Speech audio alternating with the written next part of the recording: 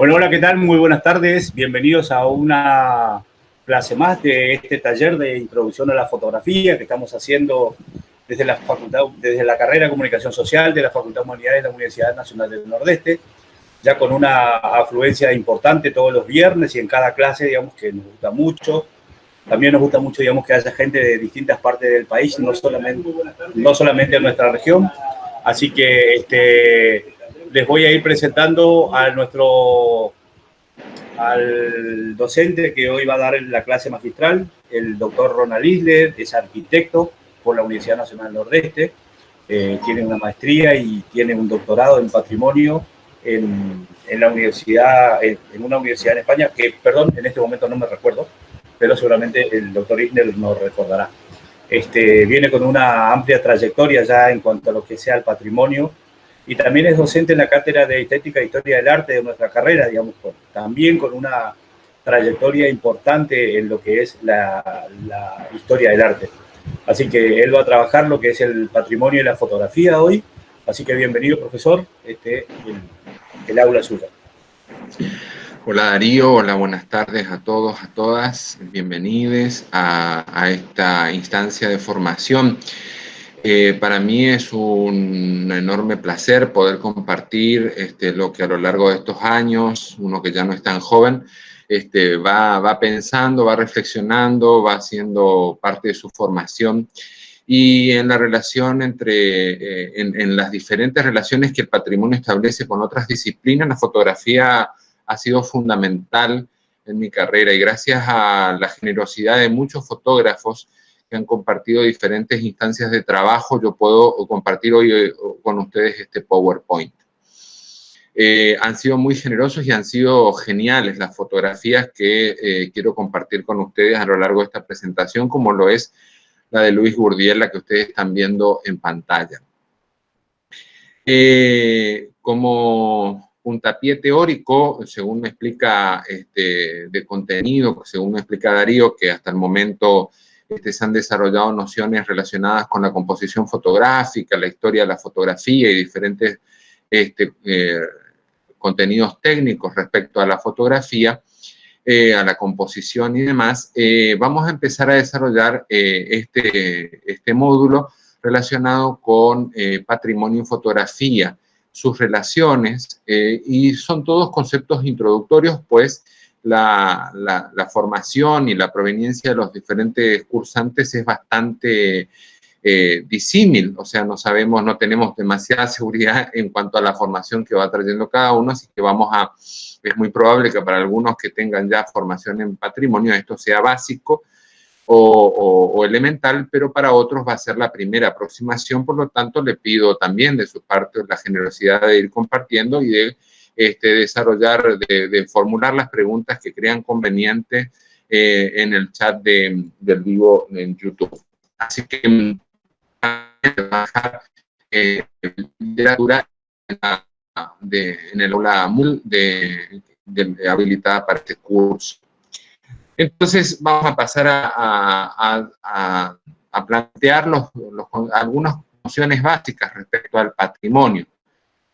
El patrimonio, esta palabra que ahí, como bien lo resalta patrimonio, viene del pater, alguna palabra muy cercana, un concepto muy cercano a un concepto que nosotros lo manejamos muy frecuentemente, que está muy presente y se asienta mucho de la cultura occidental, que es el matrimonio. Cuando nosotros decimos matrimonio, estamos hablando de una sociedad que se establece donde en general y tradicionalmente y en los siglos anteriores, la mujer traía, la madre, la que iba a ser la madre, traía a la sociedad sus bienes. Por lo tanto, el matrimonio era una asociación entre dos personas donde la mujer traía sus bienes, y por eso los padres deberían garantizar algunos bienes para el casamiento, para el buen destino de su hija, ya sea cabras, ya sea campos, ya sea propiedades, vehículos, herramientas.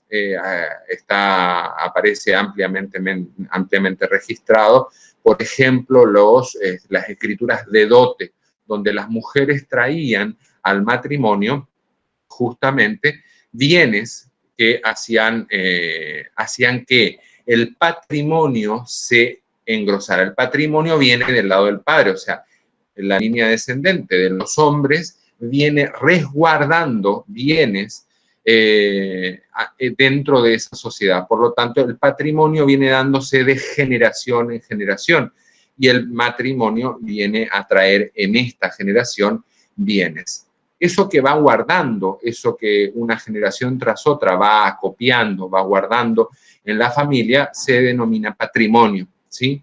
Viene de la tradición occidental, de el heredar, de el garantizar que los padres van dejando a sus hijos bienes que guardar.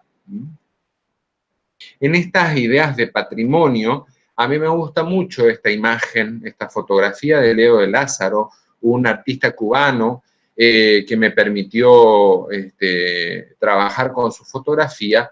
Me permite reflexionar de manera muy profunda, acerca de lo que es realmente el patrimonio. El patrimonio no es el acontecimiento, no es el hecho, no es la batalla, ni es ningún acontecimiento histórico, sino que es el reflejo de eso. Eso que ustedes están viendo ahí, que seguramente intrigará, es una imagen difusa. ¿Por qué? Porque está dada vuelta. En realidad es un doble juego de reflejos en la cual esa agua que está yendo hacia la alcantarilla refleja la ciudad. Fuego se llama esta imagen y es parte de la serie de Leo de Lázaro que se llama Espejos de la Ciudad. Y es esto justamente lo que nos va a decir Laura Jane Smith. El patrimonio es un proceso activo de recordar, olvidar y conmemorar que se implementa para ayudar a navegar y mediar el cambio cultural y social, así como temas sociales y políticos contemporáneos. A quien piense que el patrimonio es cuestión de la historia, del pasado, me permito decirle que podría llegar a estar equivocado. El patrimonio es un problema del presente hacia el futuro. Es un problema de la selección de lo que queremos recordar. Es un problema de la selección de lo que queremos olvidar para el futuro. Por lo tanto, ahí nosotros tenemos que hacer lo más consciente posible estos procesos que se van dando a lo largo de la historia, ¿sí? Y el patrimonio, eso que de una generación a otra queremos guardar, está implicando ciertos recuerdos y está implicando ciertos olvidos.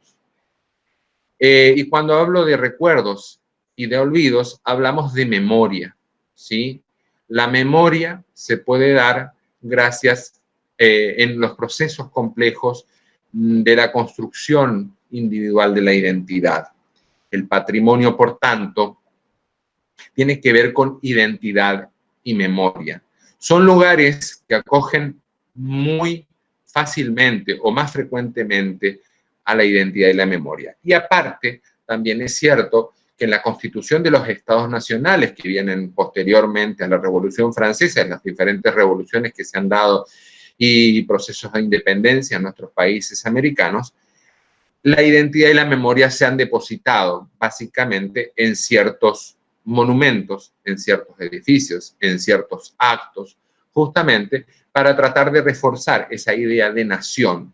La idea de nación es una idea artificiosa, artificial, en la cual nosotros estamos construyendo una idea, una memoria compartida y una memoria y una identidad basada en unos límites mucho mayor que en realidad es a lo que estábamos acostumbrados, que era el locus, el lugar donde nosotros vivimos.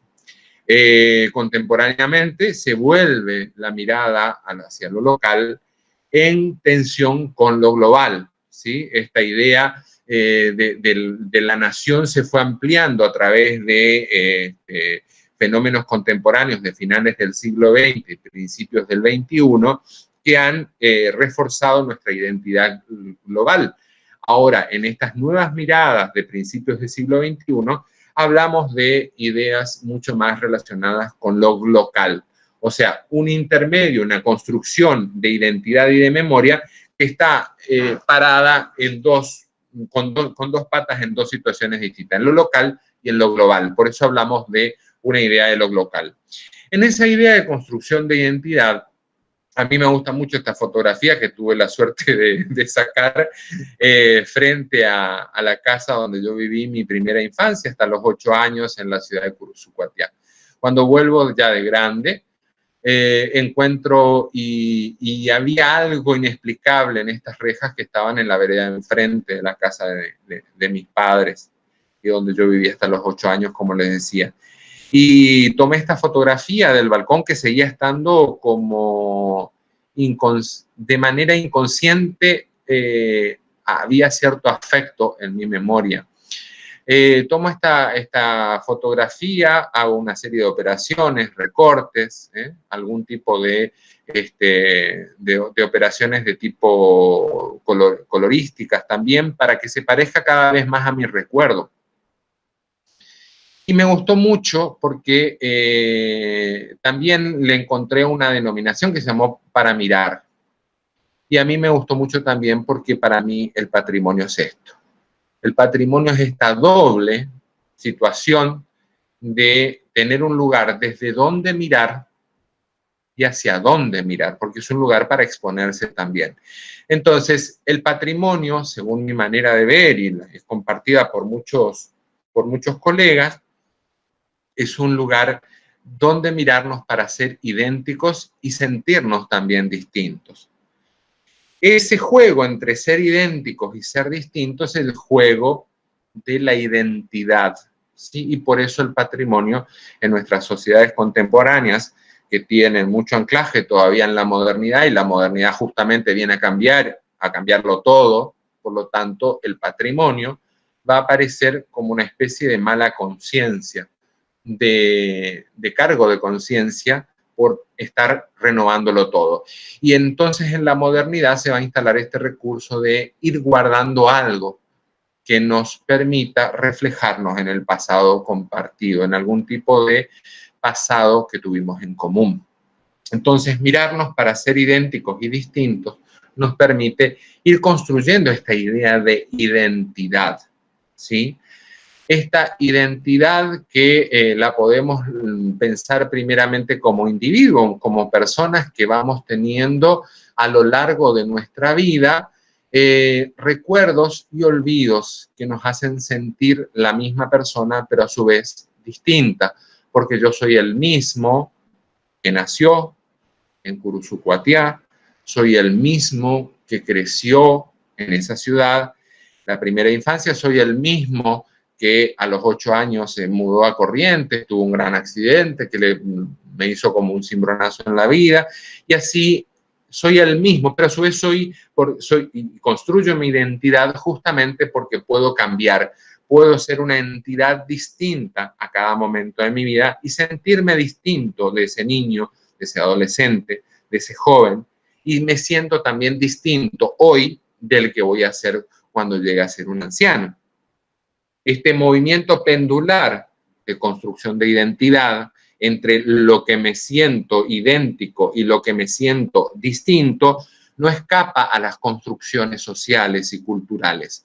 Por lo tanto, como sociedad vamos teniendo una construcción identitaria que nos hace sentir idénticos entre nosotros, pero distintos entre nosotros. En esa tensión y en esa trama, nosotros vamos a ir construyendo nuestra identidad. Pero no solamente hacia adentro como grupo, como colectivo, sino hacia afuera también.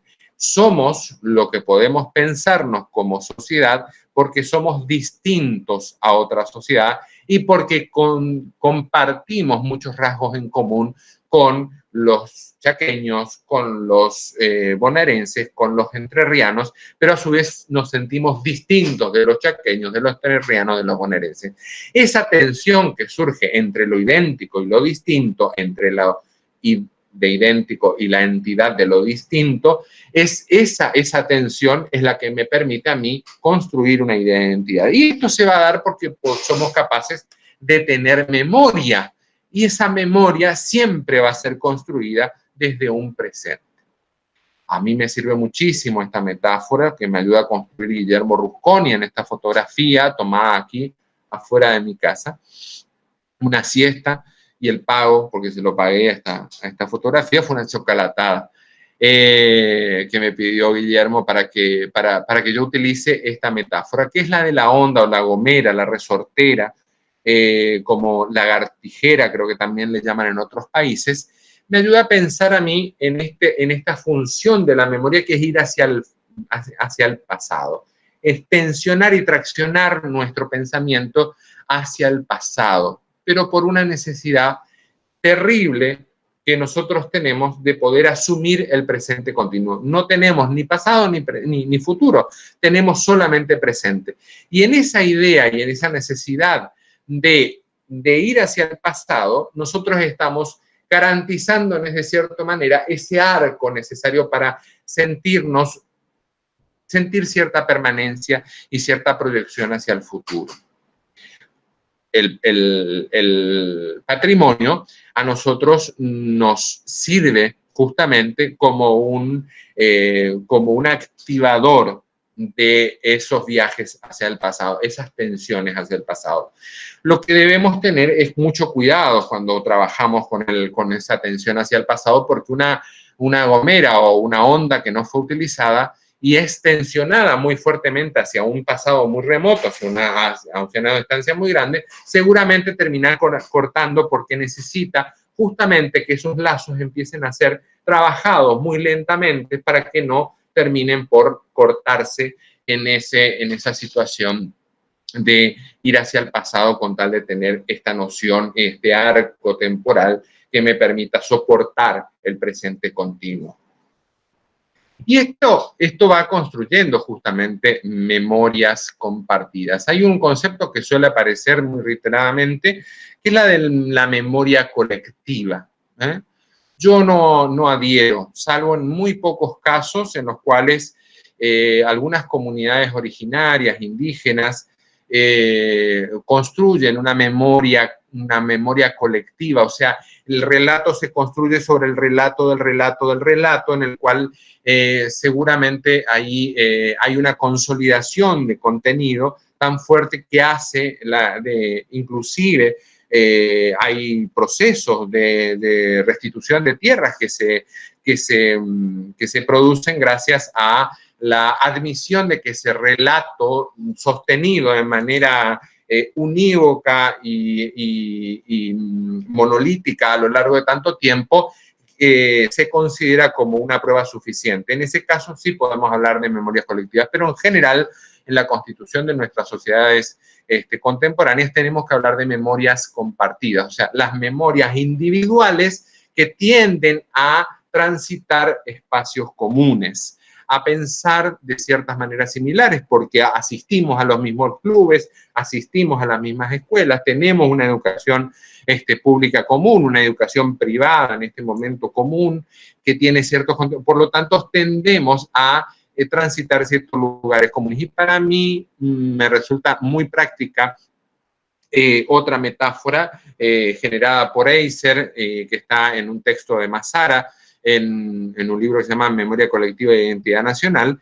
Ese texto explica cómo las memorias compartidas se construyen como si fueran vaguadas. Ahí esa imagen tomada en Jujuy me sirve a mí para explicar de que si bien eso trata de, por ejemplo, ante una posible lluvia, canalizar las aguas hacia ciertos lugares comunes, se transforma. Las memorias compartidas sirven como una especie de atractor en la red de redes de relaciones humanas que tienden a hacerme pensar y hacerme resguardar los recuerdos y olvidar también de manera compartida, de manera similar, entre las personas que conforman de cierta manera algún tipo de colectivo, como puede ser mi pueblo, puede ser mi barrio, puede ser mi club.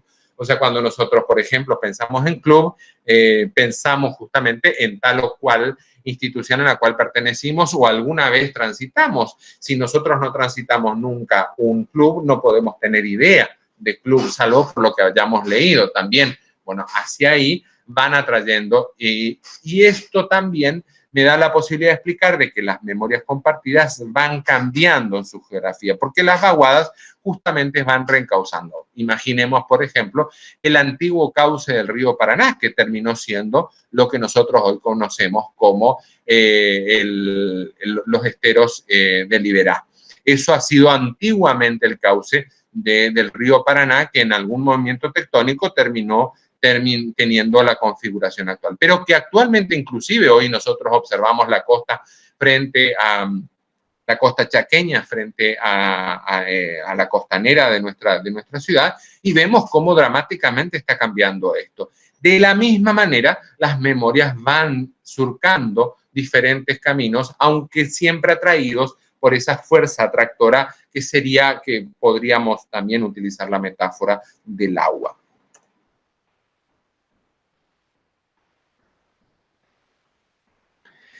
Y volvemos entonces a esa idea de patrimonio, ¿sí? Ese patrimonio que tiende a convocar a la memoria, y eso implica no solamente los recuerdos y los olvidos. Y ahí una de las pocas citas que suelo utilizar de lo que es la doctrina internacional de los organismos de patrimonio. Pensar al patrimonio como herencias. Y en las herencias no siempre están solamente bienes activos o positivos. Siempre tenemos también algún otro tipo de herencias que no son tan positivas.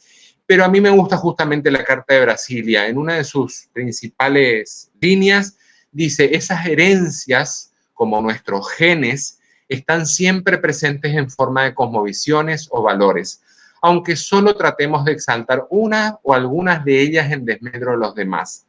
Debemos tomar conciencia de todas ellas, conquistarlas con el esfuerzo de su comprensión, su conocimiento y su aceptación. Y esto tiene que ver con que estamos generalmente poniendo el acento en algún tipo de patrimonios, de algún tipo de clase. Por ejemplo, nosotros si pensamos hoy en patrimonio en la ciudad de Corrientes, es indudable que el Museo de Bellas Artes es un patrimonio arquitectónico y cultural de la provincia y de la región. Allí guarda, por ejemplo, una colección bellísima de obras de arte y a su vez ese edificio es realmente digno y bello, ¿sí? Y no cabe dudas tampoco que ha sido conservado porque perteneció y donó ese edificio un ex gobernador de la provincia de Corrientes, perteneciente a una burguesía intelectual destacada que ocupó lugares políticos sobresalientes, inclusive en el país. Si este patrimonio arquitectónico y cultural no cabe dudas, pues sí le cabe dudas, por ejemplo, si tendrían que iniciar algún tipo de puesta en valor del antiguo taller del tren económico. ¿Y por qué? Porque no perteneció a una clase burguesa, sino que perteneció justamente a todo un sistema que servía a los pueblos del interior de la provincia de Corrientes. Yo creo, por ejemplo, que la usurpación y la tugurización que ha sufrido ese edificio tiene que ver con que hay valores y hay clases que tienen preponderancia por sobre otras. Y esto justamente trata de desmantelar esta definición de la Carta de Brasilia. Debemos asumir, ¿sí?, con gran esfuerzo las diferentes cosmovisiones o valores que la comprensión real, el conocimiento auténtico y la aceptación cabal de cada una de nuestras partes de nuestra historia y los diferentes componentes que hicieron posible nuestra realidad actual sean aceptadas. Y en esto hay un esfuerzo muy grande porque, o sea, aparentemente serían nociones como muy fáciles de aceptar, pero que también tienden a quedar pegados a ciertas definiciones tradicionales. Y el gran desafío justamente del patrimonio no es menos que el de la historia, ¿sí? Y a mí me gusta esta frase que realiza Hernández Ramírez siguiendo a Wilhelm Ditley, que se pregunta ¿cómo construir la historia? Y yo me pregunto con la misma frase, ¿cómo construir, cómo reconstruir justamente el patrimonio porque implica un gran desafío, desde el punto de vista que cómo es posible fijar en conceptos estáticos y recurrentes lo que es por esencia movilidad y cambio permanente, como ha sido la vida, el transcurrir histórico. ¿Cómo establecer una unidad entre pasado, presente y futuro a partir de una sustancialidad del devenir? ¿Es posible una historia, ergo, es posible un patrimonio en la que las mismas situaciones básicas se repitan recurrentemente en un territorio concreto? A mí me interesa mucho y hace varios años vengo trabajando en una categoría patrimonial de las más vastas y complejas que son los itinerarios culturales, que de cierta manera pone el acento en el que transcurre, en el que discurre el camino. Y ahí me parece que hay como una alternativa muy interesante. Uno de los caminos que yo trabajo catalogando es el que pasa por este lugar, que se llama Tres Cerros. Esta imagen de Adriana Soto Farías sacó un premio en un concurso y me parece muy ilustrativo de cómo esas piedras permanecen inalterables entre preguntas, ¿no? Porque eso ha sido una antigua cantera de las misiones jesuíticas. Entonces, eso inalterable en algún momento fue alterado. ¿Y cómo conservar eso? Y es a través de la significación, ¿no es cierto? A través de explicar y recuperar lo que la historia ha ido aconteciendo en esos lugares. Entonces, a mí me gusta mucho esta imagen de Amelia Pressman. Hace mucho tiempo la observé, ya desde hace 3 años. La conocí y le pedí el día de hoy para compartirla con ustedes. Estas candomberas que saca en 2018 es parte de las festividades que se hacen en honor al Santo Negro, al San Baltasar. Acá en el Cambacuá, el agujero de los negros significaba el antiguo barrio que estaba destinado para todos donde se alojaron, se cobijaron los negros que fueron libertados en la época de la Triple Alianza, luego de la Guerra de la Triple Alianza, y que a su vez también eran parte de la servidumbre, parte de la servidumbre de las familias correntinas. Ahí Raúl Albanese me corrige la pronunciación de Ditley. Así que ahora le pedimos a él que nos comparta la exacta pronunciación. Yo soy un desastre con los idiomas, salvo el portugués. Entonces, a mí esta imagen de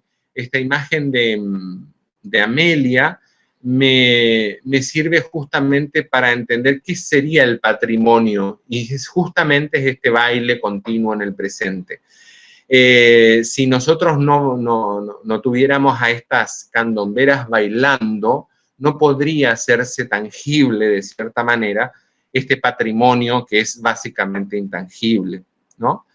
Entonces, en este movimiento, en este continuo moverse, en este continuo interpretar en el aquí y en el ahora este baile, estas mujeres que practican seguramente o que ensayan durante algunos tiempos durante el año, esperan esta festividad para poder compartir su arte y para poder encarnar en sí estas tradiciones que vienen desde finales del siglo XIX, principio del XX, y que se entroncan también con una tradición mucho más profunda que es toda la vertiente africana en América. Entonces, entender a este patrimonio, al patrimonio, como una construcción y en tensión con la reconstrucción cultural del pasado, es, creo, como aceptar justamente esto de estar continuamente asumiendo que el patrimonio no está totalmente construido, sino está continuamente reconstruido y tiene que ver con la visión con la mirada que voy a poner sobre él desde el presente. Presente que se actualiza continuamente. Y esto va a tener el patrimonio académicamente, va a ser concebido desde sus dimensiones tangibles o intangibles. Por lo tanto, si predominan las dimensiones tangibles, van a ser considerados patrimonio material, ¿sí? Y si dominan las dimensiones intangibles, va a ser considerado inmaterial. Pero una no se sostiene sin la otra, o sea, una cultura material no se sostiene sin las dimensiones intangibles de la cultura, sin el acto en estas dos imágenes de devoción religiosa, una de Carlos Ayala y la otra de Juan Pablo Faccioli.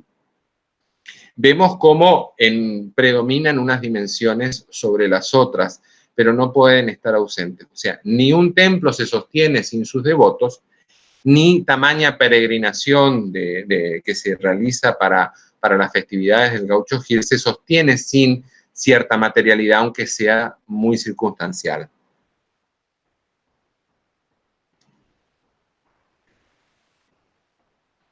Y el patrimonio tiene esta situación tan singular en los procesos de resignificación de los bienes patrimoniales. Esta imagen que ustedes ven es una casa de indios apropiada por pobladores locales en la localidad de Yapeyú, completadas para su uso contemporáneo. Actualmente sirve de vivienda igual que servía, nada más que con diferentes funciones, igual que en la época de las misiones jesuíticas y la etapa posjesuítica, donde nace San Martín en una casa muy similar a esta. Y a mí me sirve esta imagen para poder pensar mucho en cómo el patrimonio hace un doble proceso de semiosis y significados. ¿Por qué? Porque en general la palabra viene a ocupar el lugar de los objetos. O sea, es una representación que entra en lugar de los objetos. O sea, para no tener el objeto directo, se representa en la palabra. Y la palabra viene a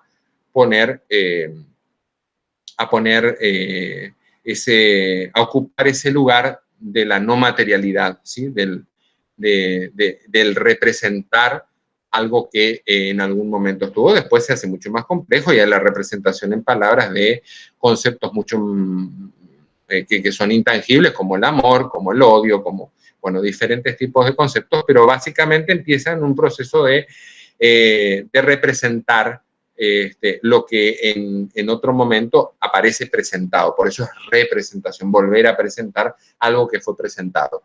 Y el patrimonio es un caso singular porque aparece muchas veces para representar los conceptos, ¿sí? Para albergar, para alojar ciertos conceptos que pasaron procesos de representación. O sea, hay conceptos como patria, ¿sí? Que vienen a figurar un montón de representaciones respecto de lo que es el sentido nación y lo que es el ser nacional, y resulta ser de que luego aparecen objetos como el cabildo que vienen también a representar esa otra representación. Entonces, a mí solamente dejarles instalado esta cuestión de pensar que el patrimonio viene en ese doble proceso de resignificación, ¿no? Y que a mí me llama mucho la atención. En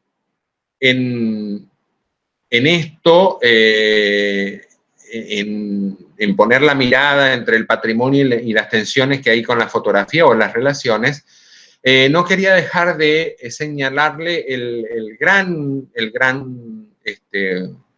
la gran responsabilidad que le caben a los archivos fotográficos. Nosotros tenemos, o sea, hace unos años, con el NEDIM, con el Núcleo de Estudios y Documentación de la Imagen, que está dirigida por la que considero mi alma mater en la universidad, que es Mariana Giordano, hicimos un mapeo en la provincia de Corrientes, llegando a varias localidades y, por ejemplo, con gran trabajo en la costa del Uruguay, en pueblos como Yapeyú, La Cruz, Santo Tomé y San Carlos, porque yo particularmente me interesan las misiones jesuíticas, encontramos una serie de reservorios muy importantes, pero que todos estaban en tenencia o de instituciones que no las terminaban de sacar provecho, o en manos de coleccionistas, o en manos de familias. Y ahí surge esta idea de entender que los archivos fotográficos podrían cumplir una gran función como activadores de la memoria, como activadores del recuerdo, como espacios para reflexionar sobre lo que no se retrató o lo que se olvidó. Y en ese caso los archivos fotográficos, para mi forma de ver, cumplen la función de ser una memoria en estado latente. O sea, están como en el espejo de agua de una represa hidroeléctrica. Están en intensa calma, están ahí preparados para generar y para desatar una serie de energías que la puesta en valor, el estudio de esas imágenes permiten activar procesos de memoria muy interesantes, pero que están en estado latente. A mí me parece que esto es lo que se genera también con los registros. Hay un mercado muy grande para las imágenes fotográficas en este momento que se exacerba día a día. Pero lo mismo que producimos una cantidad tan copiosa de imágenes, las mismas pasan a ser parte de los archivos, que en muy pocas ocasiones o en mínimas ocasiones se vuelven a ver. Entonces ahí Denis Huijsen va a trabajar justamente sobre esa idea de que esta tremenda capacidad de copiar en archivos las imágenes fotográficas va en detrimento de los actos de recordar y de invocar, justamente de activar la memoria.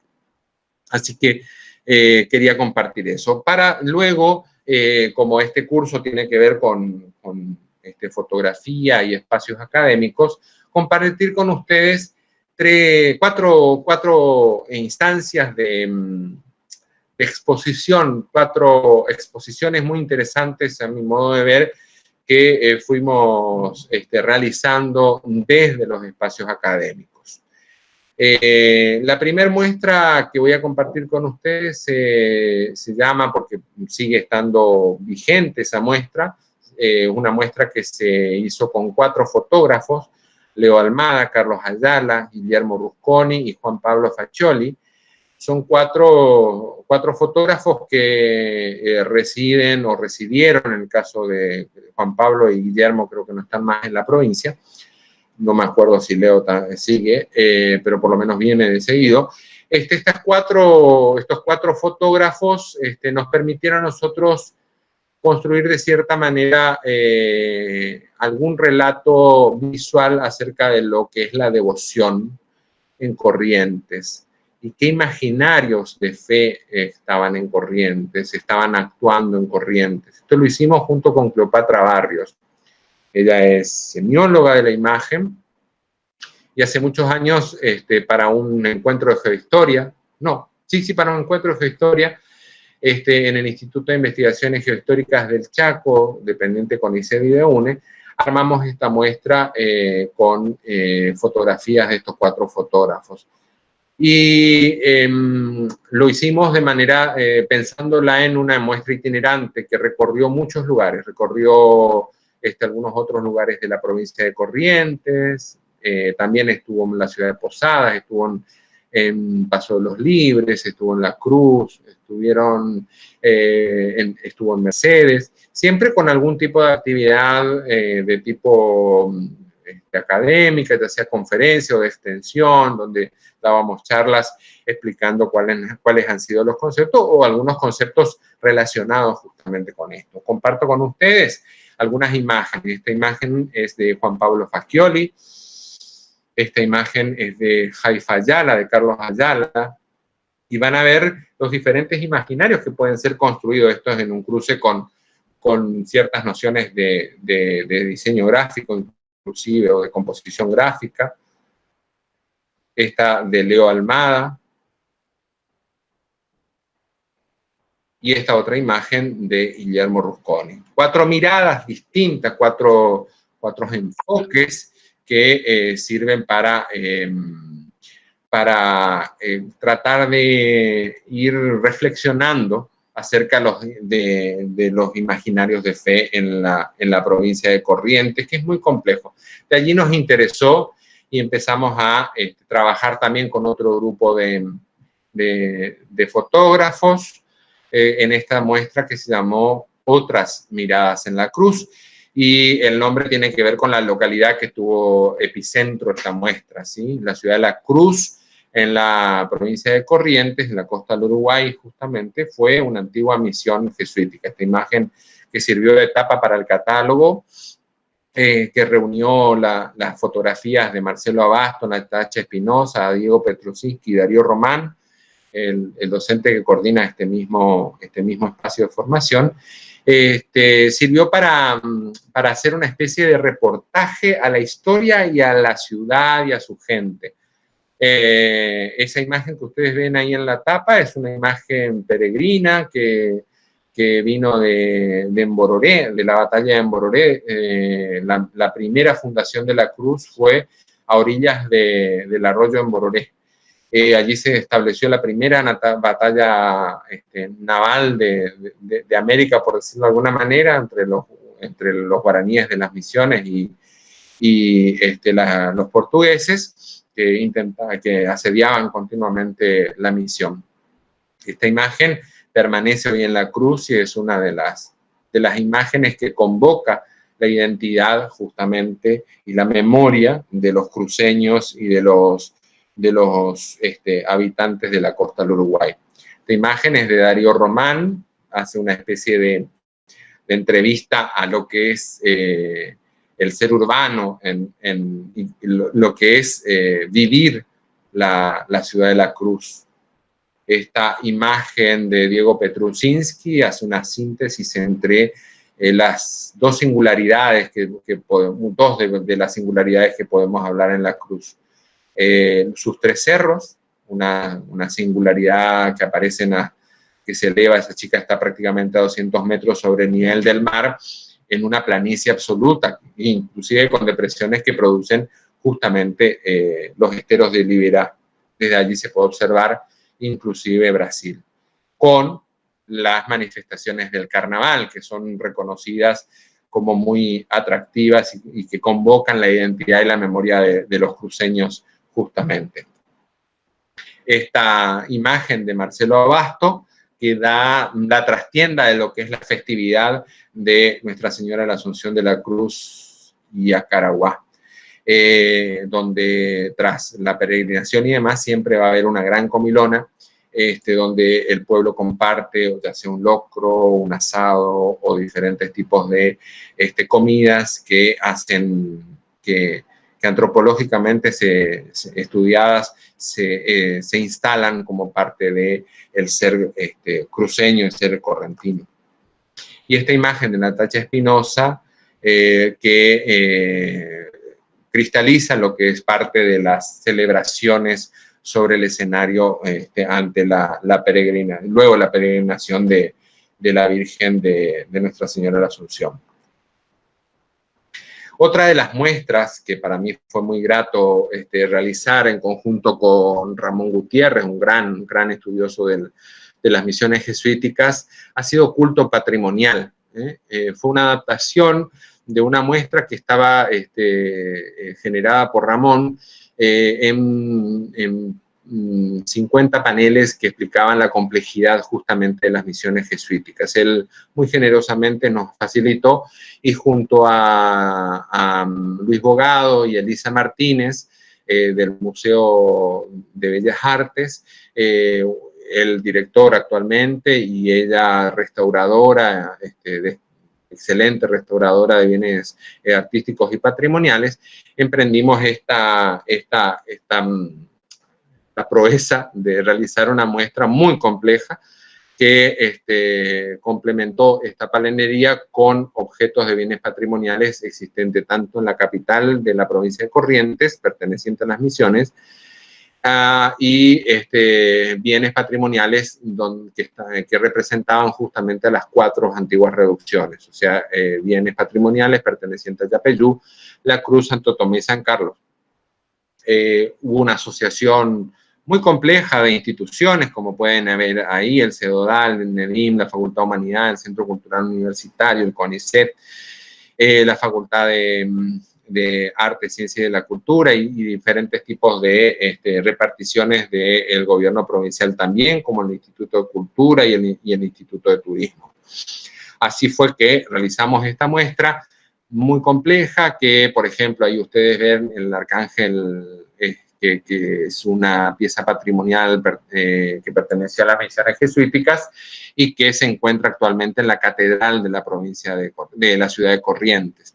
Ahí ustedes ven la interacción de objetos patrimoniales pertenecientes actualmente a la provincia de Corrientes, diferentes tipos de instituciones, museos como el Museo Pablo Argilaga o el de la Cultura Jesuítica de Yapeyú, o ciertos espacios expositivos de la Cruz, o inclusive el Museo de las Misiones que está en San Carlos, así como el Museo Colonial, de Historia, perdón, el Museo Histórico Colonial acá de la ciudad de Corrientes, o la Iglesia Jesús Nazareno. Diferentes tipos de instituciones fueron colaborando para esta muestra.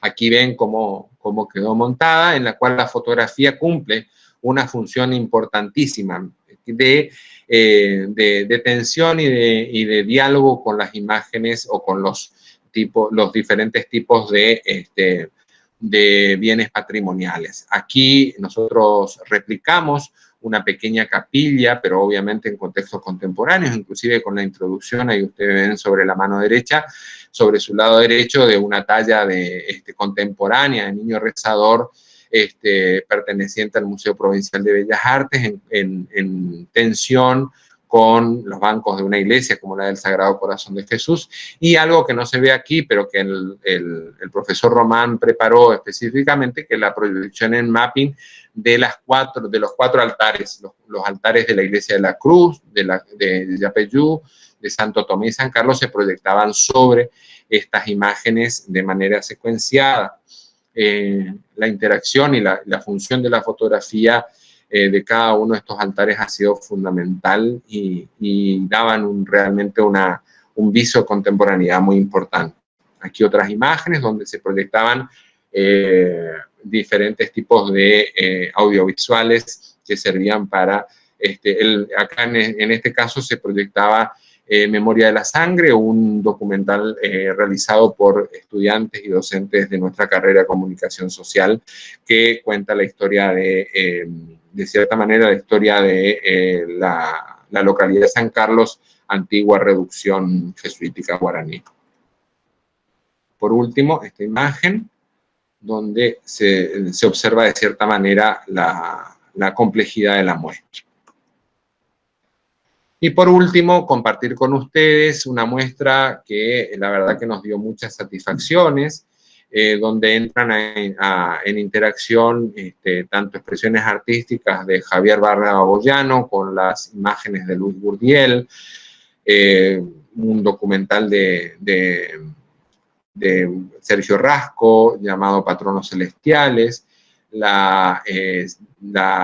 un work in progress de Darío Román y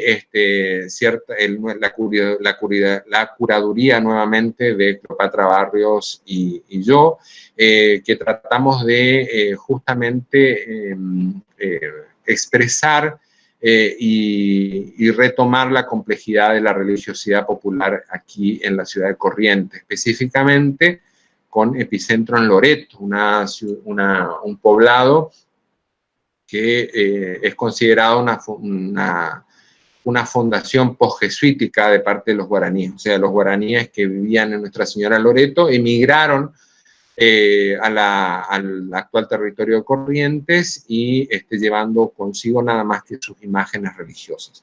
Esto hace que justamente la localidad guarde un número muy importante de altares con santos que propiciaron tanto las pinturas de Barra Boyano como el documental de Sergio Rasco. Patronos Celestiales cuenta justamente esa tensión que existe entre la fe católica, las creencias populares, y eso es lo que nosotros tratamos de expresar poniendo en tensión también con el reportaje fotográfico que hizo Luis Gurdiel hacía unos años y que nos permitió muy generosamente la utilización de sus imágenes. Fueron convocadas también para elaborar un altar cuyo registro justamente hizo Darío Román y que lo tradujo en un audiovisual muy interesante de Work in Progress. Se confeccionó un altar con piezas provenientes de diferentes tipos de altares particulares, y a su vez estas mujeres también llegaron a proveer de la acción, o sea, armar el altar, que también tuvo de cierta manera un homenaje a Aurelio Schichnini, un botánico que coleccionaba imágenes religiosas de diferentes épocas, dentro de las cuales se encontraban imágenes jesuíticas, y que su trabajo estuvo concentrado justamente en recuperar esas relaciones entre la arboristería, la curandería, las posibilidades medicinales de las hierbas que nosotros también colocamos y invitábamos a las personas a tomar unos té que estaban disponibles ahí en la sala. Esto no solamente se tradujo en una muestra, sino que durante la inauguración hubieron acciones performáticas como la de este señor que espontáneamente trajo su guitarra y le cantó una canción a la Virgen de Loreto, y a su vez también hubo charlas, conferencias, la proyección y el debate posterior de Patrono Celestial, el documental de Sergio Rasco, porque en la sala en realidad había una selección de ciertas escenas que nos permitían reforzar los discursos que tanto Barra Boyano como Luis Gurdiel habían desarrollado. Esta es el punto de partida que nosotros tuvimos, estas imágenes un poco caricaturescas, pero que en realidad tenían el sentido de retratar los altares y sus custodios, ¿no? Los santos, los altares y los custodios, que nosotros pusimos en relación con las fotografías geniales de Luis Gurdiel. Y esto nos permitió dar espesor, contenido, entrar a reflexionar justamente sobre el patrimonio intangible y las piezas tangibles que este pueblo conserva de manera muy, muy celosa, ¿no? Desde el buen sentido. Y también nos permitió entrar a reflexionar acerca de cómo la gente se empezaba a apropiar y empezaban a circular en las redes justamente estas imágenes que por su, de cierta manera, facilidad o cierta... son imágenes muy amigables con el observador, las imágenes de Barra Boyano, cómo empezamos a ver que esta fue una de las muestras que circuló muchísimo por las redes. Y ahí empezamos a pensar en todo esto que ciertas situaciones contemporáneas donde la vida social se desarrolla en las pantallas. Y nos puso a pensar en cómo las pantallas y los medios nos resignifican la vida cotidiana. O sea, esto que nosotros comemos, esto que nosotros vemos, esto que nosotros sentimos o vivimos, aparece en las pantallas y aparece como valorado desde las pantallas.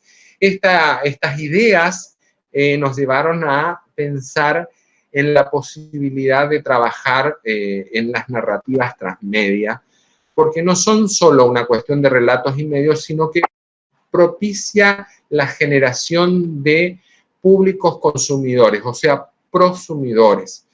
Y esto nos llevó a plantear un proyecto de extensión en la cual estamos muchos de los fotógrafos y los académicos que forman parte de este curso de formación en fotografía.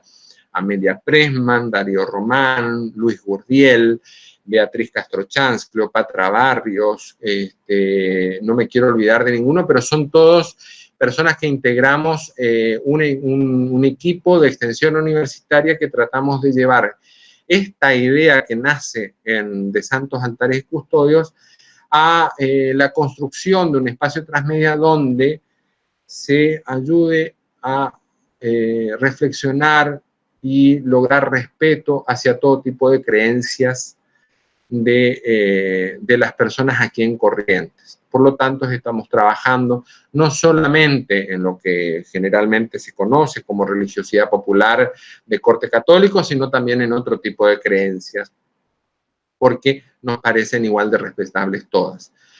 Estos son las 4 ejemplos que yo le quería traer, cómo fuimos entretejiendo y entramando o reflejando en realidad el entretejido y la trama que existen entre la fotografía y el patrimonio desde ámbitos académicos. Esta es la literatura que yo le voy a dejar en el aula, básicamente un texto mío que se llama Reflexiones sobre cómo construirnos desde el patrimonio, presente en una revista que se llama Iconofacto. Yo lo voy a levantar completo y voy a tratar de escanear 2 textos. Igual el de Martín Barbero, de Jesús Martín Barbero, El futuro que habita la memoria, está disponible en internet. Y el de Bruno Massara, que es el de la idea de las vaguadas de la memoria, se lo voy a escanear y se lo voy a subir al aula virtual. Esa es mi dirección de correo electrónico. Les voy a agradecer muchísimo si ustedes tienen alguna iniciativa, algún tipo de ideas para profundizar algunos de los conceptos que yo fui desarrollando, que me escriban al correo electrónico. Si no pueden esperar, bueno, entonces ya estamos esperando las consultas respectivas a través del chat del vivo. Así que esperaremos a los comentarios y consultas si es que la tuvieran. Bueno, ahí creo que alguien realizó una pregunta. ¿Gonzalo? Sí, ahí justo estaba por comentarle. Pregunta, ¿qué valor le podemos dar o validez como parte de una reconstrucción de momentos históricos a fotos casualmente, digamos, fotos casuales, o cómo intervenir en ese sentido, por ejemplo, recuperando antigüedades familiares, por ejemplo? La fotografía tenemos que entender de que es parte de los procesos de representación justamente que tenemos de la sociedad y de la historia. Por lo tanto, son eso, vueltas a presentar. Implican siempre un recorte dentro de lo que ha sido la realidad. Por lo tanto, lo tenemos que comprender siempre en un contexto y saber conocer en qué contexto de una fotografía casual podría llegar a darnos datos muy interesantes. Si nosotros sabemos en qué año y en qué fecha se produjo esa fotografía, nos va a dar algunos datos. Si nosotros sabemos, porque eso nos va a decir si la persona estaba vestida de acuerdo a la época o estaba de manera extemporánea, ¿sí? Si la fotografía fue sacada en 1980 y está vestida a la usanza del 30, tenemos que hablar de que hay una puesta en escena, una recreación justamente acerca de cierta escena y que ya podemos hablar de que lo fotografiado fue una representación o una escenificación de otro momento histórico.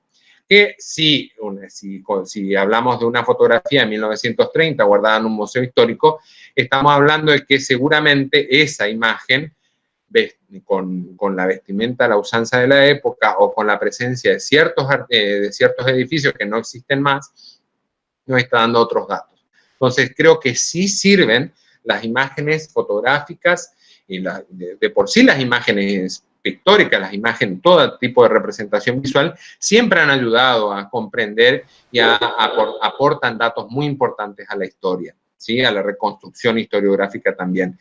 Pero debemos siempre comprenderlas en un contexto, en tratar de saber cómo se la produjo, quién la produjo, bajo qué circunstancias nos van a dar datos. Y también, obviamente, que esas interpretaciones siempre van a estar dadas al presente. Por lo tanto, no podemos cerrar las significaciones, dar por hecho que lo que yo estoy interpretando es lo cierto ahora y en todo momento.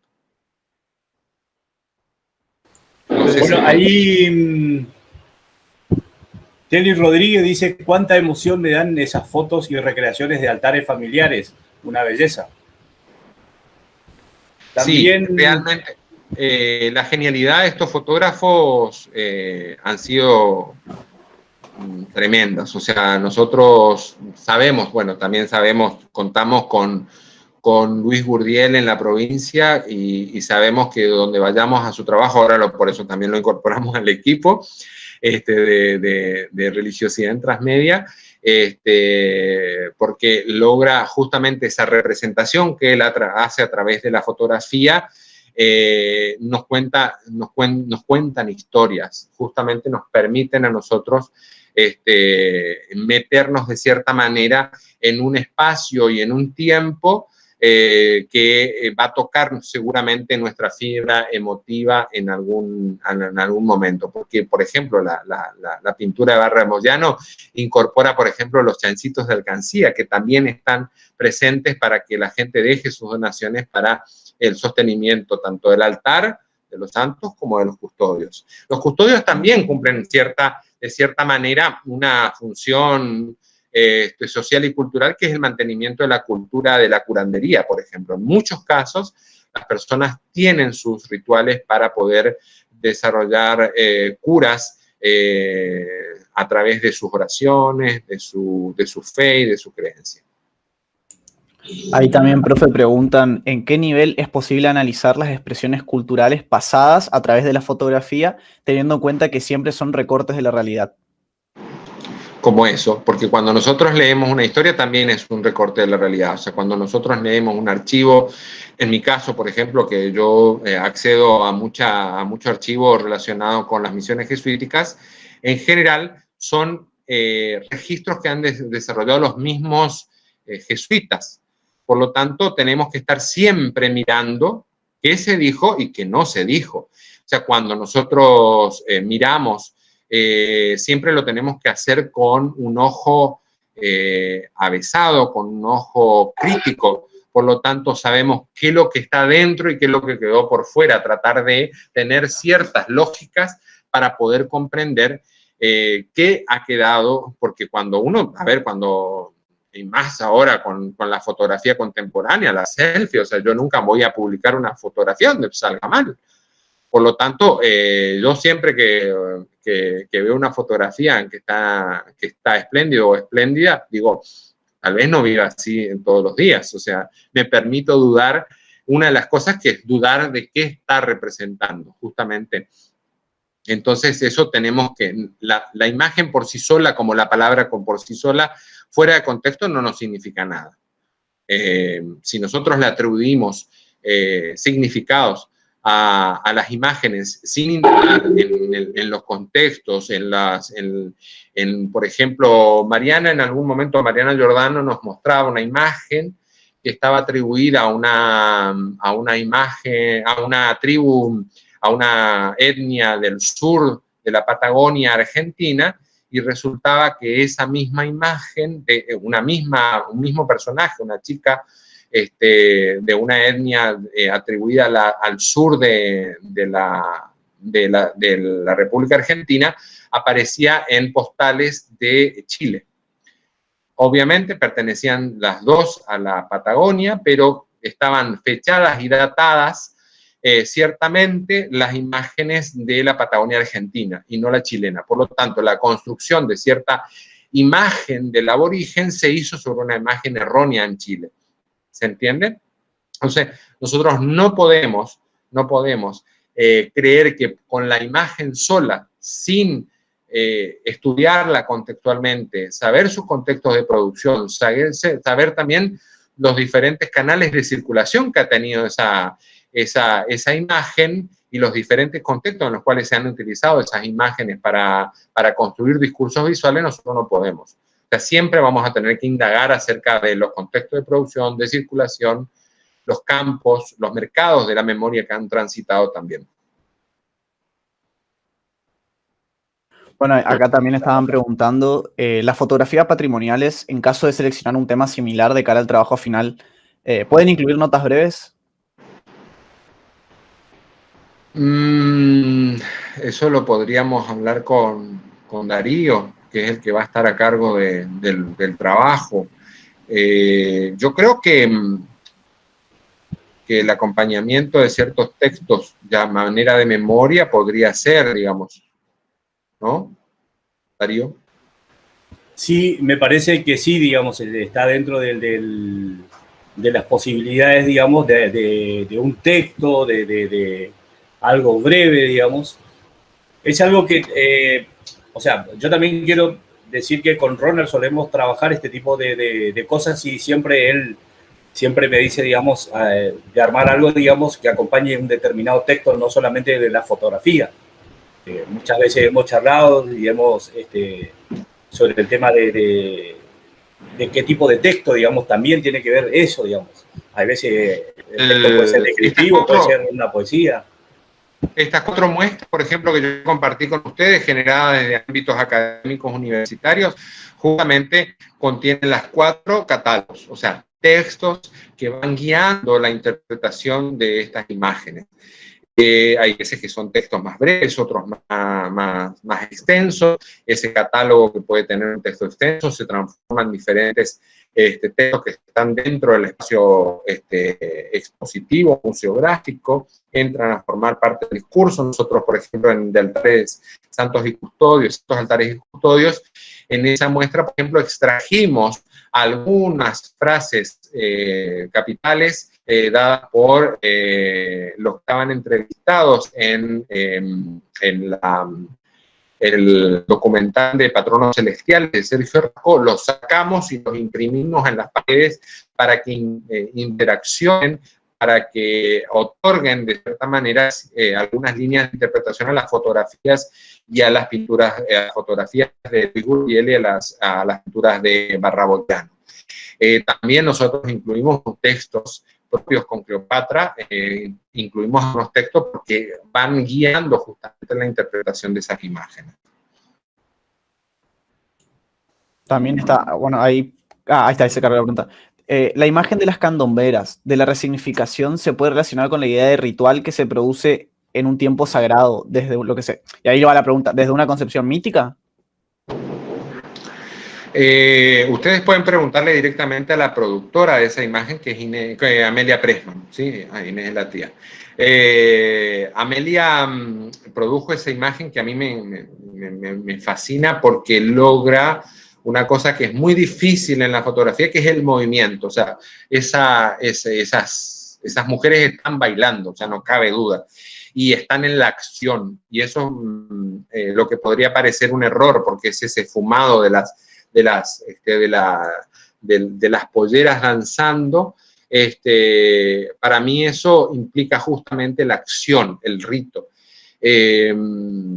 con intención, porque podría ser la imagen de cualquier tipo de bailarina, pero cuando la llaman candomberas, o sea, la denominación de la imagen nos está dando el primer texto de interpretación. O sea, por eso es importante, y generalmente, por ejemplo, cuando un fotógrafo pone sin título o sin nombre, está elevando a una máxima, le está dando la máxima libertad de interpretación al espectador. En general, se ponen títulos, o sea, porque guían la interpretación de la imagen. Esto, yo creo que, pero eso tiene que ver con lo que, en lo que de esa imagen resuena en mí. En eso consiste la comunicación visual, o sea, en que esa imagen haga reverberar algo en mí. O sea, hay recuerdos, hay imágenes que se activan al ver esa imagen de Amelia. O sea, se activa, por ejemplo, un recuerdo muy potente en mí, que es estar bailando en La Habana, en Cuba, y en un momento salirme de mí, o sea, estar tomado por los ritmos africanos de un yoruas, de tal manera en una discoteca pero que ellos tienen una secuencia de música moderna, 3 músicas yoruas, y en ese momento estar bailando y salirme de mí. Por lo tanto, para mí significa eso, esa imagen, el acto, el trance de poder estar bailando y de invocar en el baile a los dioses. Y bueno, ahí preguntan, profe, ¿ese libro se puede conseguir de forma virtual? ¿Cuál, perdón? Dice ese libro, no sé a cuál se hará referencia. Bueno, yo como les decía, el texto, que es un artículo de reflexión acerca de cómo construirnos desde la memoria, está en Iconofacto. El texto de Jesús Martín Barbero está en línea, ¿sí? no recuerdo ahora el nombre de memoria. Y el texto de Mazara, no. El texto lo voy a escanear, prometo escanearlo y la semana que viene dejarlo disponible. Bueno, y también, bueno, hay justo pregunta, creo que la pregunta anterior viene esta, pero como viene con el delay, ¿sería el punto de la foto? Eso que nos activa al ver una foto.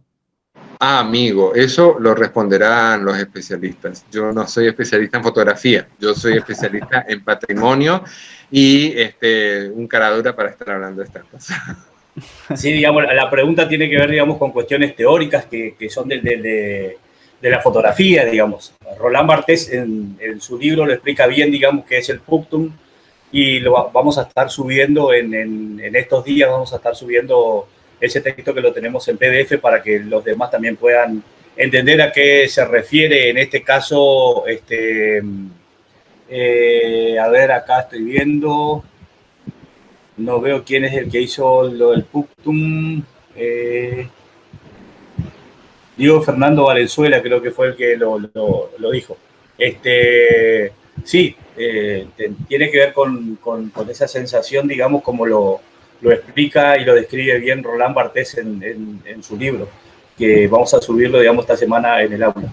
No sé, Gonzalo, creo que la gente recién está preguntando cosas. Si no me equivoco, pasa que, justito, pasa que cada vez que el profe responde una pregunta se vuelve a hacer otra y otra y otra, entonces como que ahí yo espero para darlas, pero por ahí con el delay hacen una pregunta y se superpone a otra y hay que ir y venir. Ahora, bueno, justo estaban preguntando si alguna de las muestras que están disponibles en internet. No. La verdad que no sería difícil, por ejemplo, devoción. Generar en internet es una cosa que tendríamos que hablar con los fotógrafos, por supuesto, que son los que van a autorizarnos o no, porque muchas veces un fotógrafo no está o sea, con los años cambia su atención en la producción fotográfica y ya no permite la reproducción de su fotografía. Pero no, en este momento no están. No sé si hay alguna otra pregunta, Gonzalo. Sí hay, pero creo que esta ya es más para usted también, profe, que si hay otro foro aparte del de presentación donde se pueda debatir.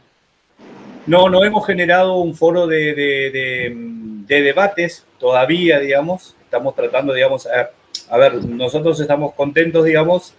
En principio nos asustó un poco, digamos, la cantidad de gente que había, pero nos puso feliz, digamos, que la gente aceptó esta propuesta de introducción, digamos, a la fotografía. Entonces,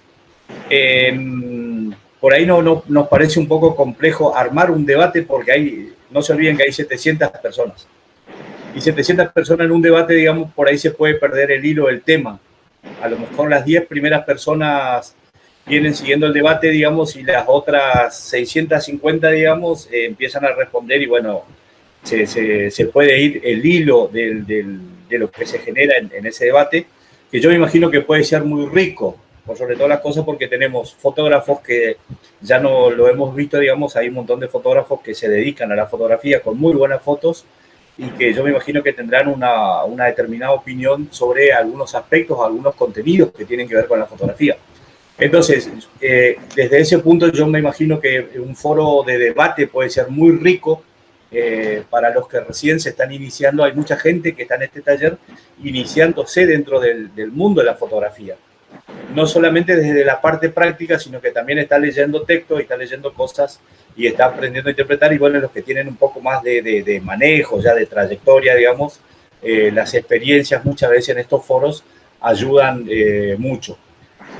Pero nos parece que hay demasiadas personas, digamos, para un foro de debate. Que eso no quiere decir, digamos, que aprovechando la cantidad de personas que hay, si se quieren conectar entre ustedes, se pueden conectar entre ustedes y generarse algunos otros espacios donde puedan debatir cuestiones que tengan que ver con la fotografía o cuestiones que tengan que ver con el contenido. Hay mucha gente que le interesa trabajar la cuestión técnica, a otra gente le interesa trabajar el contenido. Bueno, son las posibilidades, digamos. Por ahora, digamos, estamos tratando de que el taller sea lo más sencillo posible para que todos puedan participar. Entonces, un foro donde hay 700 personas inscritas es bastante complejo. Creo que ahí ya, bueno, dice, al realizar la exposición es necesario introducir al espectador sobre el tema en sí, ya que las imágenes abren las puertas a múltiples lecturas. Yo creo que una de las cosas que van como fotógrafos o como amateur o profesionales, digamos, van a desarrollar es las temáticas. O sea, cuando uno ve de santos, altares y custodios, se sabe que se está metiendo a una muestra y a un espacio de reflexión y de experiencias sensoriales relacionados con la religiosidad en Corrientes y más específicamente se decían en Loreto, digamos. O sea, por lo tanto, el título o no título de la obra es un recurso que deben aprender a usarlo, digamos. Hay más poéticos, hay menos poéticos, hay obras, por ejemplo, que se llaman abstracción 1, abstracción 2, abstracción 3 y tenemos 18 abstracciones de un mismo pintor. Por lo tanto, ahí lo único que me está diciendo es un proceso de abstracción, no hay otra. Y que es parte de una secuencia donde hay una primera y una decimoctava. Pero es un recurso. El título de una secuencia, de una serie, como les decía, y yo les mostraba luego, de Espejos de la Ciudad, de Leo Lázaro, es parte de una serie, de una investigación visual que él va desarrollando. ¿Por qué, como para ir cerrando la reflexión, digamos, por qué me parece importante y con Darío y con Amelia y con Carlos y Montserrat decíamos de poder introducir este módulo de patrimonio en relación a la fotografía? Porque una de las cosas que charlábamos el miércoles y anteriormente hace 2 semanas en un curso con la Universidad de Granada y el miércoles con la Universidad Católica Argentina de Rosario, es que ante la pregunta de Liliana Bresso, una gran historiadora, historiógrafa, también revisionista de la historia, digamos, me decía, es posible, como lo plantea Pierre Nora, construir una historia desde lo propio, o sea, una construcción de lo nacional o de lo local, desde lo local. ¿El patrimonio permitiría esto? Yo creo que sí. El patrimonio permite mirarnos, sentirnos. Creo que si lo llevamos de manera cabal y profunda, sentirnos el ombligo del mundo, como decían algunos pueblos americanos, el umbilicus mundi, el lugar donde conectamos con el resto de la cultura mundial. Por lo tanto, reflexionar o mirarnos en lo que la cultura fue decantando y heredando a través del patrimonio, mirar eso nos permite mirarnos profundamente conectados con las diferentes generaciones. Eso permite el patrimonio. Por eso es la insistencia en poder mirar el patrimonio, porque a su vez también, como una expresión relativamente, un lenguaje relativamente contemporáneo, como es el de la fotografía, que nace a mitad del siglo XIX, también la fotografía pasa a ser patrimonio, con un grado de tangibilidad muy pequeño, o sea, porque, como les decía en la presentación, si hay una inundación, lo primero que se pierde son las fotos. O sea, se pierde la memoria visual de esa familia, o de esas familias, o de esas sociedades, porque si entra el agua a un museo, los archivos fotográficos se terminan perdiendo y se pierde la imagen, se pierde esa conexión intangible con el pasado. Por lo tanto, creo que debemos mirar nuestro pasado. Cuando en el patrimonio se manejan periodos de 50 años aproximadamente, si lograron pasar y persistir 50 años o más, se considera patrimonio para una sociedad. Y sobre todo como las nuestras, las americanas, tan interrumpidas continuamente con invasiones, con batallas, con colonizaciones, con diferentes situaciones en las cuales 50 años, y hay en muchas familias que las fotografías pasan más de 50 años. Yo recuerdo haber estado mucho tiempo de mi adolescencia en un lugar que era el conservatorio donde estudiaba piano. Y había una colección de fotografía social importantísima. Murió la dueña, murió el dueño, por lo tanto no sé qué se habrá pasado con eso, pero estaba fotografiada la sociedad burguesa correntina en su máximo esplendor, ¿sí? Siempre relacionado a los espacios de cultura, muchos italianos, españoles, inmigrantes que hacían de las reuniones sociales y culturales el lugar de intercambio y de muchas veces de ascenso social. En fin, creo que hay que mirar, y el patrimonio puede llegar a ser un pretexto para que ustedes puedan mirar la cultura en profundidad y darle espesor histórico a la experiencia de nuestras diversas situaciones de localía. Bueno, después ya no hay más preguntas, así que... Bueno, ahí Raúl Albanese desde Gualeguaychú, en Entre Ríos, nos cuenta que el archivo fotográfico, el archivo fotográfico del museo, parece ser, fotográfico municipal, se perdió con la inundación. Yo me imagino que, digamos, ahí se habrá perdido gran parte de la historia también de Gualeguaychú en cuanto a registro. Hay que entender, digamos, que una cosa es la historia contada desde un punto de vista muchas veces oficial, y muchas veces la historia contada desde el punto de vista de las imágenes suele ser distinta. Hay veces cuando los fotógrafos generalmente tienen la particularidad, digamos, de ese recorte del que hablaba el doctor hace un momento, digamos, de ese recorte de la realidad. Muchas veces con un encuadre nos pueden contar muchísimas cosas, nos pueden tirar muchísimos datos, y hay veces no están esos datos en los libros o en la historia que se cuenta. Entonces, qué pena, digamos, eso lo del archivo de Gualeguaychú. No sé si hay alguna reflexión más en el final, Ronald, para ir cerrando, o Gonzalo. No, agradecer muchísimo. Raúl es un compañero de equipo de investigación, un investigador concentrado en las cuestiones del carnaval, una persona que tiene muchísima experiencia al respecto, tanto como escenógrafo, como diseñador. Así que le agradezco mucho su comentario. Es tremendamente doloroso. O sea, la pérdida de la memoria visual es asimilable a la ceguera en muchos casos, porque perdemos la memoria visual de algunas épocas. Como confiamos en la fotografía, y por eso descansamos profundamente en que en algún lugar de mi celular está, y nos empezamos a desesperar cuando desaparece porque se rompió, se cayó, se rompió, estaba todo alojado en el chip o lo que sea. La pérdida de esos archivos fotográficos, obviamente, cuando más distante, imaginemos una persona empieza a perder la memoria, justamente la desesperación es no poder recordar. Porque lo que olvidamos, como diría mi mamá, mi hijo, me hace lo que tenía que olvidar, lo olvidé.